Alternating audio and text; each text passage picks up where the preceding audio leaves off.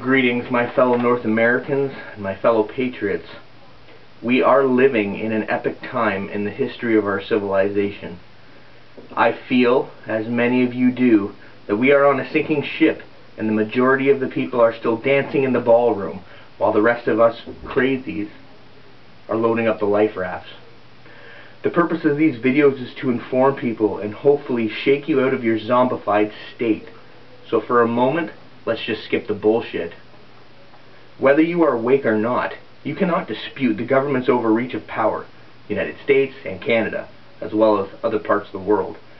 We are being ran over by a slow implementation of socialism. If you don't know what socialism is, I highly suggest you read a book, because a lot of you don't. Read your history. Hitler failed because he went way too fast. He was close, but he picked a fight with Russia he could not win. Now, if you think that North America still liberated Germany, you also need a history lesson. Communism does not work because it is also implemented fast, and it is always at the end of a sword, or more in our lifetime, barrel of a gun. Look at North Korea, for example. Socialism is implemented slowly and over time. Ask the turtle, slow and steady, wins the race. This can be seen in every facet of our governing system, from healthcare, education and infrastructure, to taxation, privatized banking, and policing. In March of 1935, the Bank of Canada opens its doors as a privately owned institution printing our money. Now, think about it for a second. Imagine I am a private corporation that prints your money. What's to stop me from printing a bunch for myself or for some of my aristocratic pig friends? I also will loan you, the government and the representatives, the people, to help with you to build infrastructure and fuel your economy, because as a bank, I'm a good guy, I want to help you out. Oh, did I mention the interest rate? Now let me explain something to you very quickly here before I go back to this. If I'm a bank, or sorry, like the Federal Reserve, or if I'm the Bank of Canada, and you call me and you ask for, let's just say an easy number, $1 million, and I say, sure, here's your $1 million. I print the $1 million and I send it to you. But what I don't do is I do not print the interest. Think about it. You get the money from me that I give you and I say, P.S. that comes with interest. But I don't also print the interest and put it out to other parts of the economy. It is a system of perpetual debt. We cannot get out, we can only go deeper. That's the only way this can go, deeper and deeper and deeper, until finally a recession becomes a collapse. Think about it and do some history and you'll see that I'm right. We gave the power to print our own money to a private institution. Think about it. Did you know that Canada had nearly no debt since 1935? We had absolutely no debt. And if you follow the chart, from that day on, our debt soared.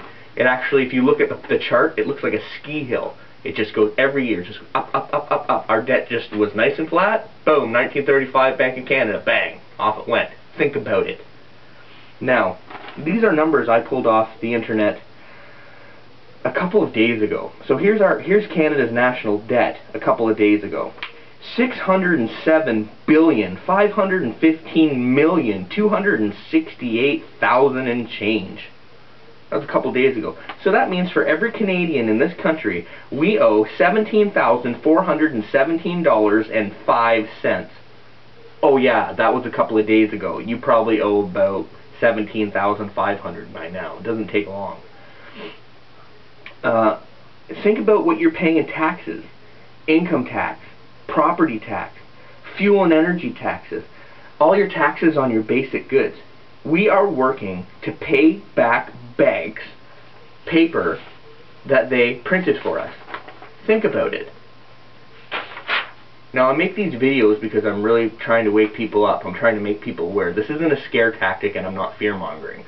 You might come across this video on YouTube and you might think it's funny, or you might think, oh, he's just a masked Canadian guy, there's nothing to worry about, blah, blah, blah. I want you to know that I'm just one man in front of the camera. I have hundreds and hundreds, if not thousands of people who stand behind me. Now, I'm not calling for violence, I'm not calling for anything like that, but I am calling for everybody to wake up, to start reading, to stop dismissing everything as a conspiracy theory. Because guess what? That word, conspiracy theory, that's something that the government is using against you. to keep you blind, to keep you confused and not sure about the truth. They want you to think like a sheep. They don't want you thinking a conspiracy theory could actually be true, because if it is, chances are you might find out that, yeah, your government's totally out of control. Yeah, it's time for a change. Yeah, maybe we do need to change a few things. Well, in my opinion, we have some things we need to destroy. And there's some men who wear suits in this country that should hang. Now, that's my opinion, and I share that opinion with many other people. So I want people to get informed. I want you to take from this video what I've given. Take the information. Go somewhere. If you don't believe me, read. Read a goddamn book. When's the last time most of you read a book? Stopped, looked at a newspaper, read the article, thought about it, you know? Maybe constructively broke it down a little bit, asked questions about the article that didn't make sense. Because obviously, a lot of people are still believing what the mainstream media is saying. And let me tell you, even here in Canada, your CBS News or the National with Peter Mansbridge and all that, they're reading from teleprompters. They're not reading a piece of paper. They didn't go out and get the fucking news.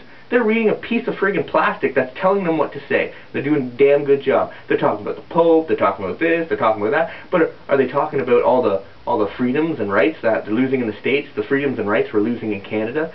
Like, about the real man, Stephen Harper? Like, come on. He's been in power for almost 7 years. 7 years. And he's totally a globalist conglomerate. He loves it. He loves Osama.